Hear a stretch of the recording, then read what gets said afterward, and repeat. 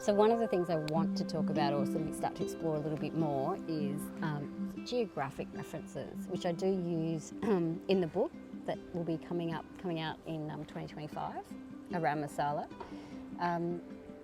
And spice has a very sort of literal landscape meaning. This river system for me is all about fennel seed at this time of year. So the beautiful thing about the Margaret River, or Witjacbilla, is that it does change colour.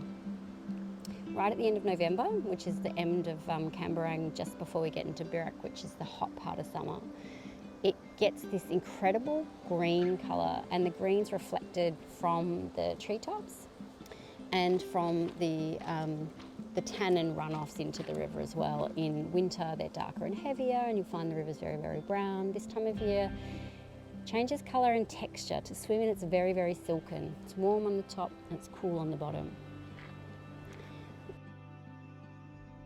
Fennel seed is that spice that's really actually quite complex to explore because it has so many contrasting facets. When you taste fennel seed raw, it's sticky. For a dry seed, it's incredibly sticky and chewy. It's warm before it becomes cool. It's dry and it's wet.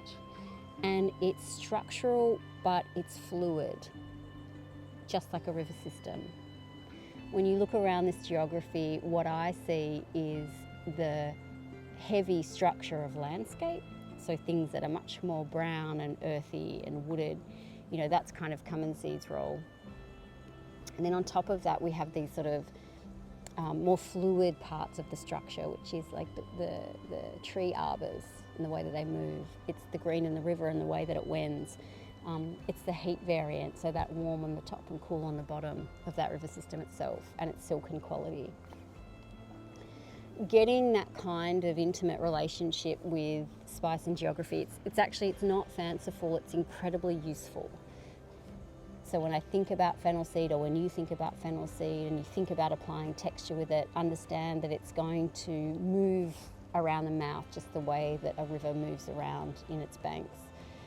That it has a structural component, but that structural component isn't stable. And so when you're using fennel seed, you do need to use other stabilising textural seeds in that masala in order to make it coherent and whole. They're less direct references, obviously, but they're references that for the people who want to take masala much more into sensory body experience and much more into personalised storytelling, these kinds of experiences or ways of thinking about flavour are incredibly useful. Now Travis is being very brave and we're both getting completely attacked by midges, which are little bitey sandflies, so I'm going to stop it there.